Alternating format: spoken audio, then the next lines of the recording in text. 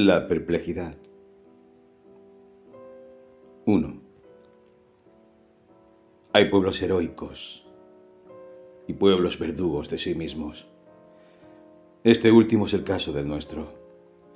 Sin entrar en maniqueísmos, pues entre héroes y verdugos están todas las variables de las que se hace este múltiple abanico de reacciones que tenemos. Este sinfín de variables que pueden darse aún de minuto a minuto entre pensamiento, emoción y acto. El caso es que ese pueblo al que no pertenezco, es decir, estoy, pero no formo parte, ha decidido ser fiel a nuestro clásico movimiento pendular entre la sinrazón, el miedo, el enojo por esta casi hiperinflación que padecemos. Sucedió el balotaje y, milagro de milagros, ganó el libertario.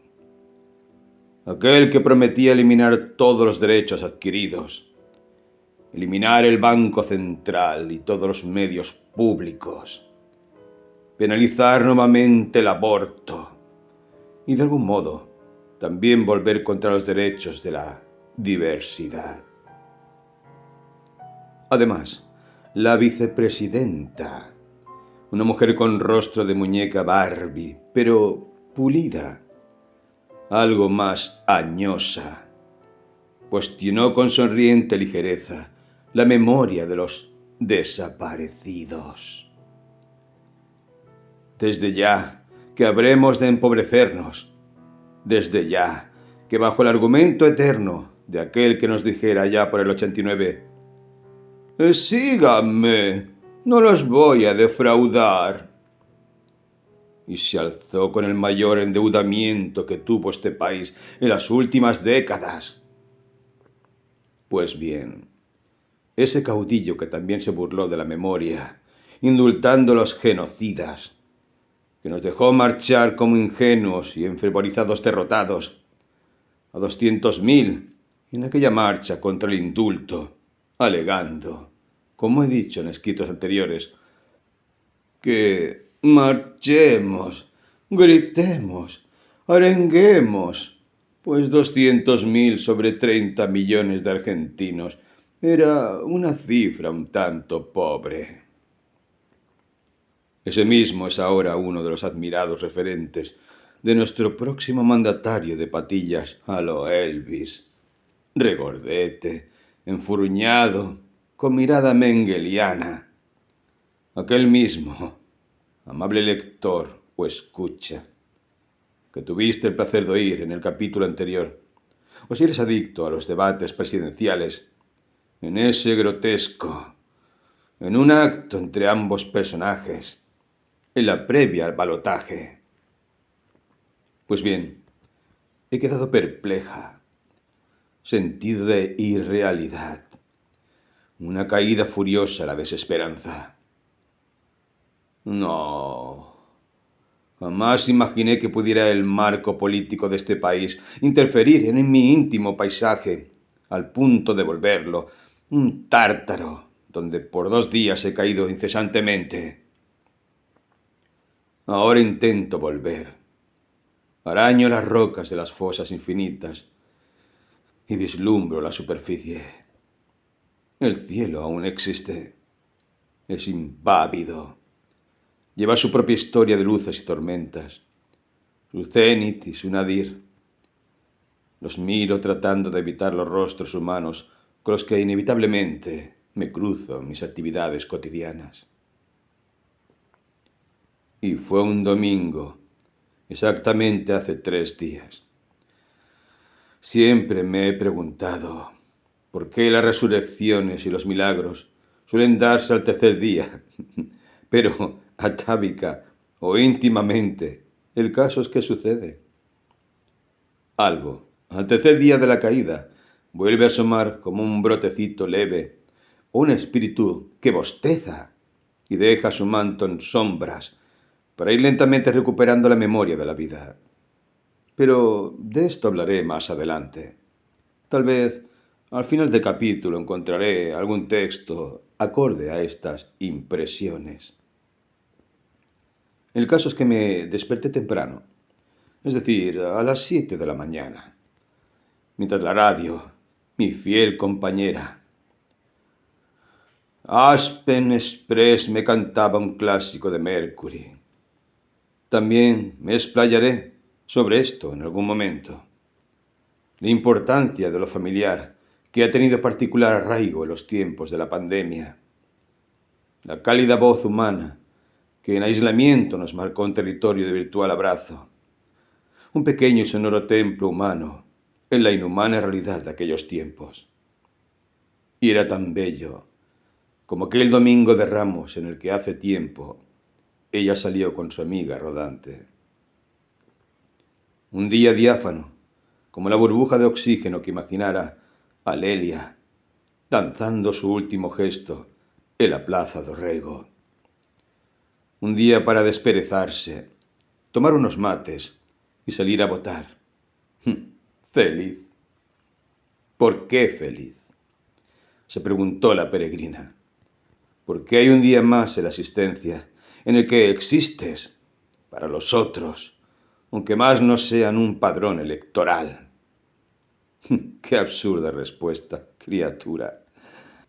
Ya no sabes qué argumentos oponer a tu soledad insobornable, a la que sin quererlo te aferras por pasión de atávico ostracismo. Pero lo que resultaba indudable era que el cielo estaba apenas pincelado por breves nubecitas. Los jacarandáes habían madurado y lucían sus copas inclinadas a la brisa con sus flores en plenitud de violeta y celeste. Y saliste como la espiga negra, delgada y etérea, mal mirada por algunas vecinas rechonchas. Pero al llegar a la escuela para emitir tu voto, recibiste la sonrisa de aquel grupo de tempraneros que mateaban en la mesa 243 desde las 6 de la mañana, con aire de sonriente y resignado madrugón. Ah, sí, aquello de ser presidente o fiscal en una mesa electoral es arduo, pero tiene un componente de inevitable alegría. Más aún, si se ha conocido la cruenta dictadura y se ha luchado por reconquistar la democracia. A nadie se le escapa lo endeble de esta conquista. Mucho más cuando no ha salido del sistema hegemónico de los grandes capitales que determina el destino de Latinoamérica. Aún así, bien recuerdas el día en que te tocó a vos ser presidenta de mesa y también te sentiste así.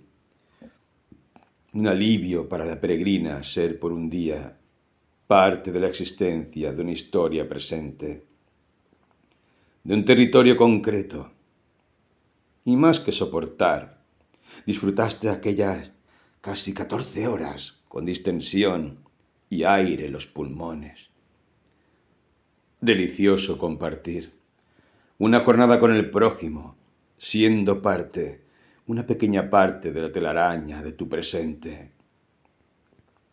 Y te acercaste a la mesa, una sonrisa excesiva, con esa locuacidad exagerada propia del solitario, que quiere en 5 segundos contar toda la vida, sabiendo que solo formas parte de una cola de votantes que te pedirían el documento que luego te darían el sobre, mientras contemplas la antigua edificación del patio y posas una fugaz mirada en el cielo, donde simultáneamente ves estampas de la niña que fuiste y las niñas que tus hijas fueron, y te llenas de aires antiguos, de innumerables imágenes, como destellos que pasan en fracciones de segundos.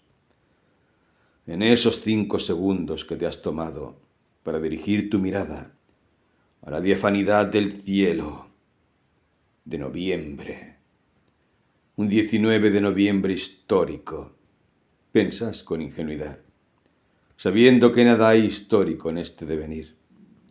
Pero vos, y esa manía de ajustar tus pensamientos a los lugares comunes, solo para ser una más, como la niña azul de tu relato, así como cuando eras pequeña y te arrojabas al suelo de rodillas para tener moretones, como tu amiga, la hija del portero, para que los otros vieran que no eras la niña rica, ahora hija de médicos consagrados, pero que, por sus ideas progresistas, te llevaban a una escuela pública, donde la humildad se codeaba con la vulgaridad y, por supuesto, el bullying del que eras inevitable víctima.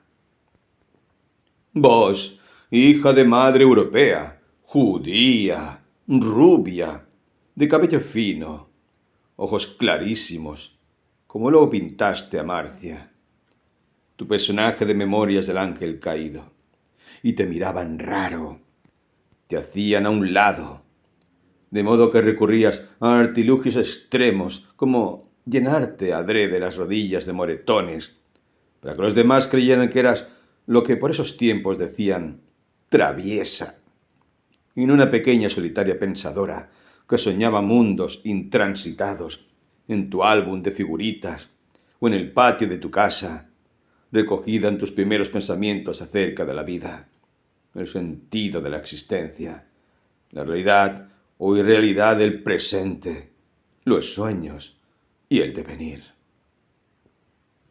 Así, del mismo modo, ahora frente al grupo de la mesa electoral, comenzaste a hablar con una sonrisa excesiva de tantas cosas impropias para las circunstancias como «Oh, Dios, qué grotesco decirle a aquellos desconocidos que guarden la firma porque te han postulado para el Premio Nobel de Literatura 2024». «Ah», dijeron ellos, intentando ser cordiales. Pensaste que las chanzas las dejarían para cuando te retiraras y agregaste: «Si no me crees, búscalo en Google». repitieron. «¡Qué honor tenemos! ¡Una escritora!». Y la mujer de la izquierda, de mirada bondadosa, bellamente triste y algo desaliñada para el sentido común de lo que va en uso en estos tiempos, te pidió tu teléfono y te dio el suyo. Raro, pensaste. Tal vez que a pesar de la desproporción de tus actos, también existiera una angustia similar en tus prójimos. Aquella necesidad de comunicación intempestiva, que, como dije, acomete en particular a los solitarios, tal vez era un mal más arraigado de lo que imaginabas. En otros también. El caso es que la esperada burla no llegó, ni cuando fuiste al cuarto, ni cuando regresaste y te devolvieron el documento. Y saliste radiante y aliviada, como si hubieses terminado de confesarte, y Dios, desde algún lugar remoto, te hiciera un guiño de cómplice bienaventuranza. Qué bello ese breve lapso antes de llegar al que has denominado el pasillo del infierno. En qué poco tiempo, en qué diminuto espacio, cuando nuestra interioridad sedienta clama por el maná de la paz, aunque sea una paz instantánea, puede el ser acceder a la felicidad, es decir, en tu caso, al alivio, pues solo aquel que ha transitado caminos de estepas conoce la facultad milagrosa de una gota de agua. Y en eso estabas vos, volviendo una y otra vez sobre la aventura de aquellos jacarandáes. ¿Acaso se le puede pedir algo más a la vida que poder descansar bajo la sombra protectora de aquellos árboles que se inclinan para darnos sombra, plenitud de belleza y frescura al mismo tiempo? ¿Por qué tan ambicioso es el hombre que redimensiona la felicidad en un innumerable recuento de estampas? No es necesario salir de la propia casa para encontrar la felicidad, como decía Maeterlinck, en el pájaro azul. Como tampoco es necesario recorrer los senderos del horror atávico, de las brujas y los personajes de la mítica, de la monstruosidad, para anclar en el infierno. Todo sucede de una manera tan profundamente subjetiva y a la vez verdadera, que no es necesario apelar al paraíso artificial, ni a acrobacias turísticas, ni a tragedias atávicas, para hallar todos los estados de la humanidad en un lapso simple de cotidiano acontecer. De modo que permaneciste como la niña que sueña a rodillas del Paraná, o lo que ensueña en su patio inventando arcoíris en breves cascadas con la manguera. Permaneciste queriendo eternizar aquel momento donde nadie había, y vos, y la sombra tibia, y el silencio vegetal, hacía la sinfonía pura que nunca debió abandonarte, abandonarnos. Pero inevitablemente sucede que hay que volver. No se sabe por qué se acostumbra el cuerpo a los hábitos. Los hábitos son los opresores diarios de la libertad. Solo se eterniza la vida con el pensamiento. Y allí estabas ahora, frente a la puerta de hierro de tu casa, sacando como siempre la llave, con súbita inseguridad, oyendo el zumbido de las tuberías que ya te esperaban, el corrillo de los vecinos, la infatigable risa de los ocupas. Y pensaste, el infierno es un lugar donde la identidad se diluye y las sombras comienza la iniquidad de su relato. Entraste, y otro fue el capítulo. El alma se cerró a doble vuelta de llaves y tuviste un vaído. 2. Era como haber entrado en un túnel, pero en bajada. Al llegar sentí que todo había sido consumado. Ahora solo se trataba de esperar. Recuerdo que hacia mis 9 años, así como le pasó al personaje de La náusea al tocar la piedrita y sentirle repentinamente dulce, la náusea, esa desrealización del orden, sucedió en mí en una confortable tarde de otoño, en un fin de semana en el Parque Pereira, al bajar de un árbol al que me había trepado junto a mi amiga, la hija del portero, que mencionara antes. Fue inesperado, casi inexplicable. Recuerdo que al pisar la tierra sentí que nada era firme. Todo daba vueltas. El mundo tal y como lo conocía había dejado de existir y ya nunca más me abandonaría esta conciencia. Mi corta edad y mi pobre experiencia, más el conocimiento instintivo que la comprensión, en este punto era nula en los demás, me hizo desistir de explayarme. Dije que sentía un mareo, pero no era cierto. No sentía mareo alguno. Era algo semejante al pánico, que tampoco podría definirlo así. Resultaba más semejante a la imagen que ve el personaje de La náusea en el bar. Efectivamente, todo comenzaba a flotar, a suceder en una especie de cámara lenta. El mundo desembarazado del usual tiempo, del usual espacio, las voces familiares como hablándome desde el fondo de una gruta lejanísima. Ni al tronco al que intenté aferrarme me contenía. Estaba a la buena de Dios, fragmento entre fragmentos, absurdo en el absurdo. En aquel caos no había asidero, ni sentido, ni familiaridad posible. Los conceptos eran solo nombres desembarazados de su materia, palabras que flotaban sin sentido, un mundo de fonemas vacíos, como aquellas palabras que repetimos demasiadas veces hasta que de tanto decirlas, el significado, arraigado de forma endeble, se retira y aquello que decimos ya nada significa.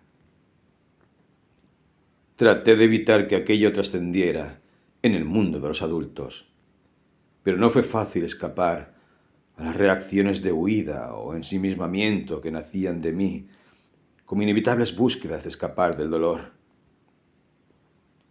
Es muy posible que el alma metaforice en su subjetividad el arquetipo del que nos han hecho parte. Y este desarraigo de la llamada náusea por Sartre hubiera sido una expresión del psiquismo de expresar la eterna emigración del peregrinar humano de ancestral ostracismo, desde la caída del ángel a la expulsión del útero, a la explosión primera, esa violencia inenarrable de nacer, de la contracción a la nada, expelido al espacio, al vacío. Así, al llegar a la casa, ella se echó en la cama y cayó en un túnel donde todo parecía irreal. Tomó antes un sedante y logró dormir. Cuando despertó, la televisión que había dejado prendida desde la mañana le arrojó en la cara, como un escupitajo, el resultado.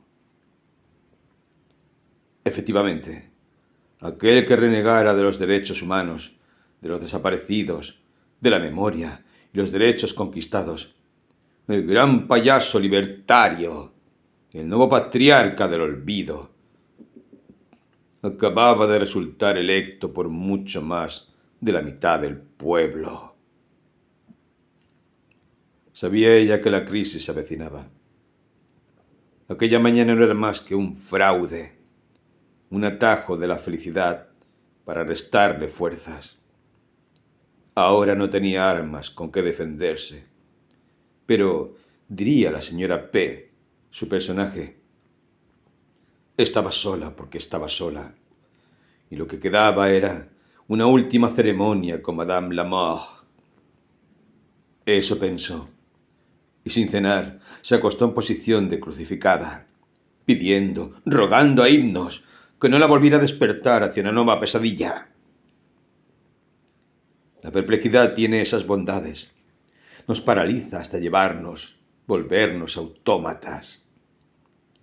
Ya no reaccionamos a los estímulos. El dolor, como también ya he dicho, cuando es excesivamente profundo, corta el nervio y la herida ya no se siente. Esa horrible anestesia es la que acomete a los pueblos y a los individuos que, por uno u otro motivo, han perdido la capacidad de sentir. 3.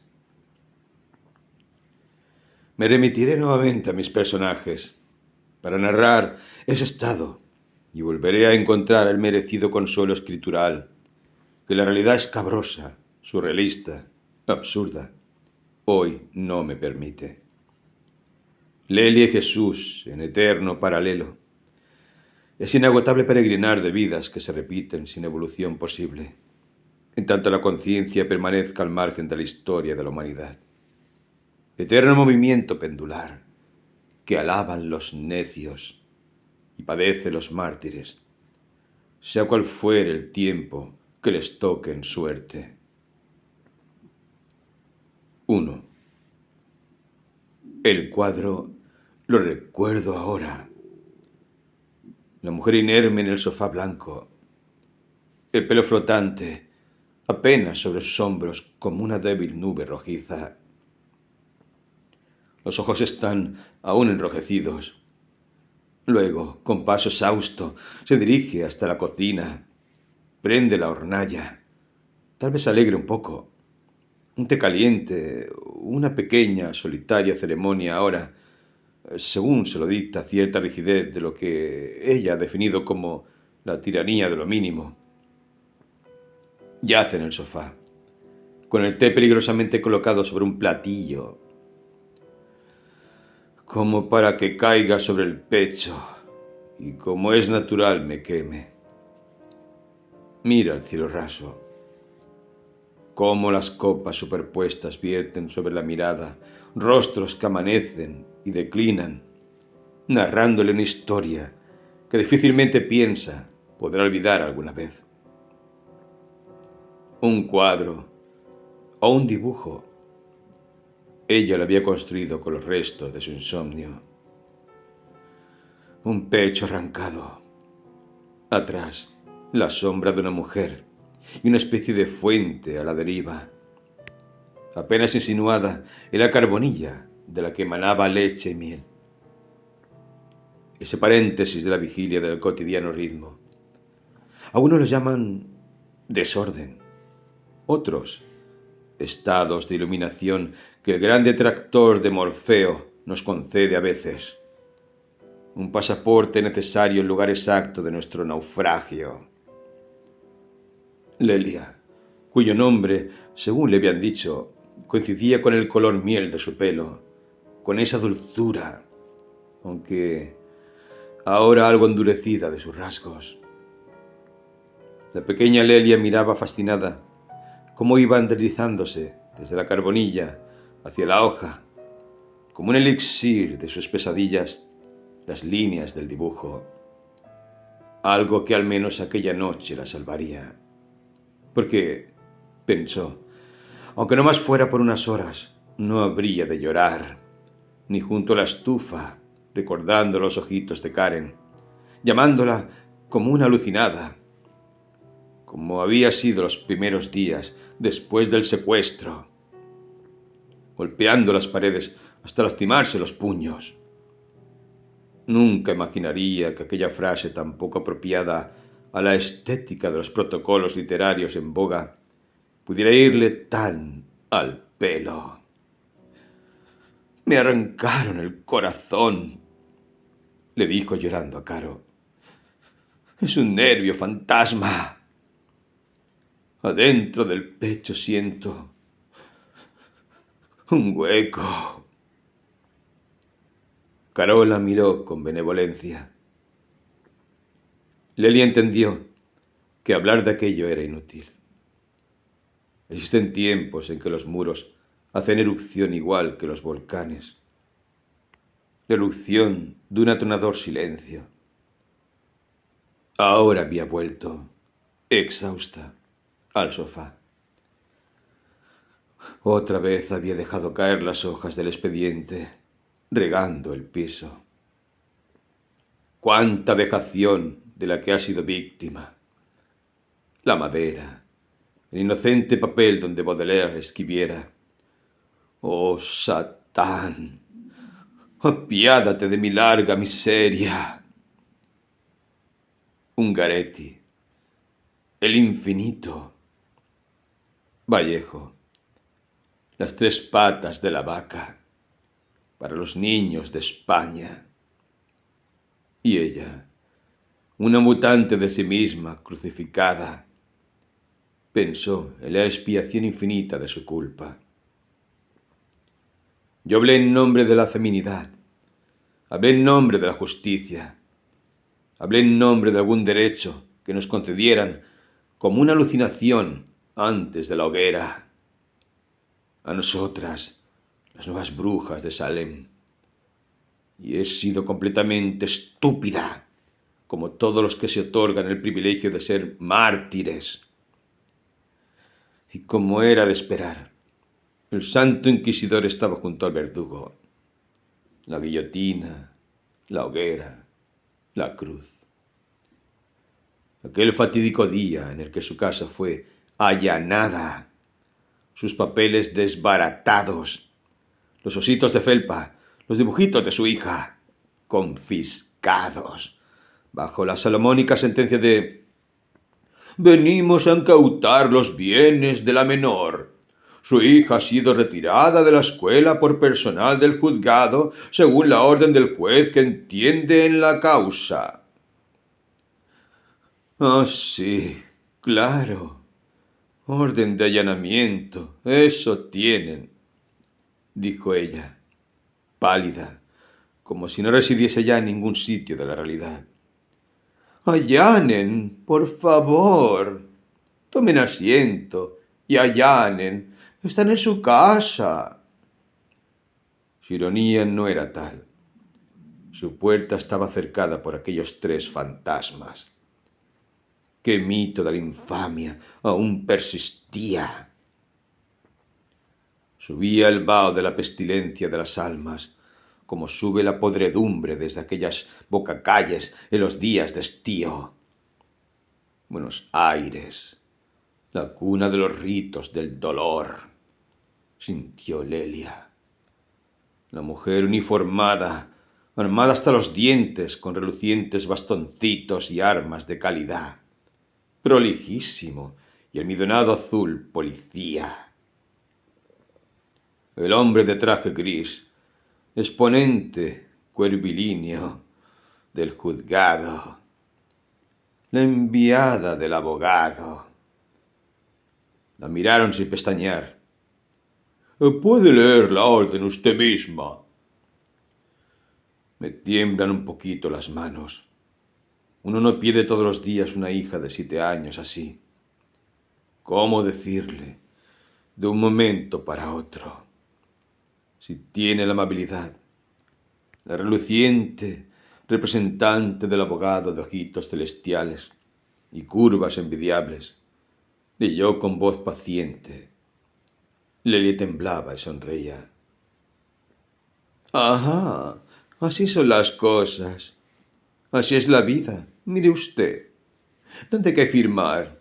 ¿En el puntito? Gracias. ¿Ya se retiran? ¿Es que no iban a incautar todos los bienes de la menor? Es decir, de mi hijita. ¿No hace falta? ¡Qué amables son ustedes! Faltaba más. Yo les abro la puerta. Gracias por avisarme.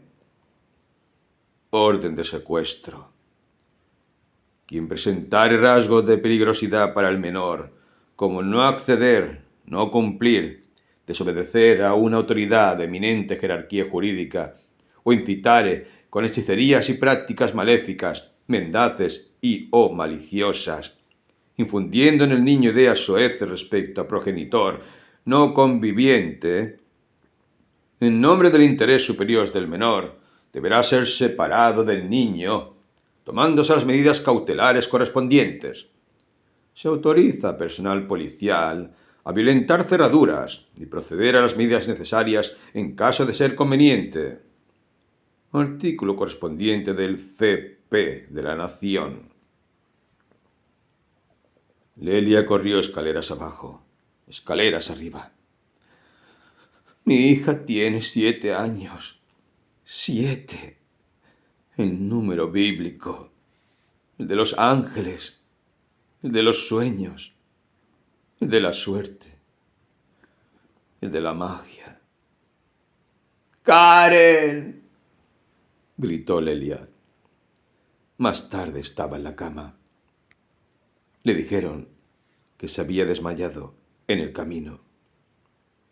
Nunca lo creyó. He dado un boceto inicial.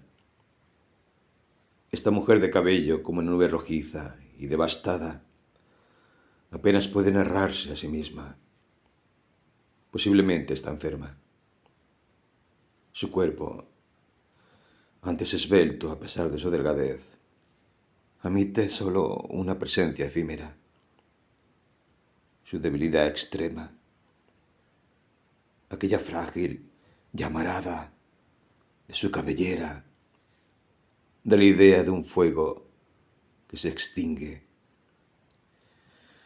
Lo que ella sí sabe, y con absoluta claridad, es que más allá de todo, la libertad es algo que ya nunca fluirá en su vida. Se ha declarado sobre su persona estado de sitio. Las palabras no se barren. Quedan como las imágenes en el pecho, aleteando, picoteando los restos del corazón, como el águila sobre el hígado de Prometeo.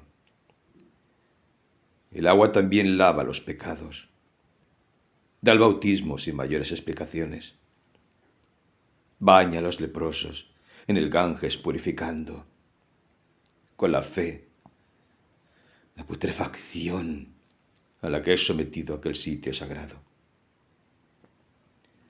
Para los agonizantes hay camastros, morideros, les dicen, donde los que se extinguen van a morir.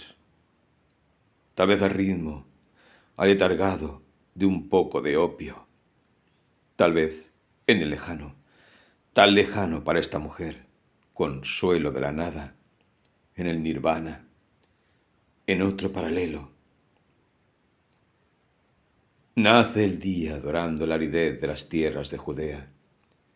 El hombre está de espaldas, sabe que lo miran, una mirada intensa, condenatoria. El sobreviviente de la masacre perpetrada por Herodes, cuando el llanto de Raquel se estremeció en el desierto y llegó como una contundente profecía a los oídos del pequeño que huía hacia Egipto, abrazado a su madre. ¿Por qué fui salvo? Quiso saber más tarde, flagelando su cuerpo, sometiéndose a los designios del Padre Celestial. Ahora brillaba en sus ojos el orgullo de la inmolación próxima. La fe crecía en él de rabiosa manera. Por él hablarían los inocentes. El hombre de espaldas sintió la pesadez de aquella mirada. Entonces pidió un cuenco de agua y lavó sus manos, que la puesta de sol había enrojecido súbitamente, dejando sobre ellas un reflejo semejante al de la sangre. A él no pertenecían las decisiones de sus ancestros, un eslabón en la cadena del orden de Roma. Saberse así le complacía cumplir con las órdenes del César, y aquí ni siquiera había demasiado que hacer. Los propios sacerdotes de Judea lo consideraban peligroso, que sobre ellos cayera el peso de aquella próxima crucifixión. Su deber era cumplir con los designios de Roma, conquistar una tierra rebelde. Su acto estaba exento de toda intencionalidad hacia el que llamaban el Cristo. Pero la cruz era romana, y la cruz habría de dejar aquella vida que amenazaba ser eterna. En 3 días derribaré este templo. En 3 días lo reconstruiré. El agua, reflejo rojizo de la tarde cayendo sobre sus manos, aumentaba aún más con el brillo. Poncio Pilato cerró los ojos y se dijo: «Haré lo que se me ha ordenado». Se han detenido las teclas. El corazón ha dado un salto y ha hecho una pausa repentina. La peregrina reconoce estos signos. Son los límites que el cuerpo impone al discurrir de la angustia. El movimiento pendular que va de un extremo al otro ha llegado a su sitio más oscuro. Es este ir y venir que determina que en distintos tiempos la historia se repita. Porque no hay evolución en tanto las líneas paralelas no convergen, en tanto el círculo no se abra una espiral ascendente. Pero, ¿qué sueños tan torpes, tan vanos, tan dulces, cuando nuevamente han caído las sombras sobre aquellos pálidos reflejos de esperanza que tanto costó reconquistar? Y ahora se pregunta, ¿será nuevamente el olvido? Habrá que reanudar otra vez la ronda de la memoria para que no se repitan las hogueras, la cruz, las torturas. Habrá que recordarles a estas generaciones que se inician manipuladas por patriarcas del olvido, que aún arden 30.000 cruces de luz sobre nuestras conciencias. La perplejidad ha menguado. La mecha ha vuelto a encenderse.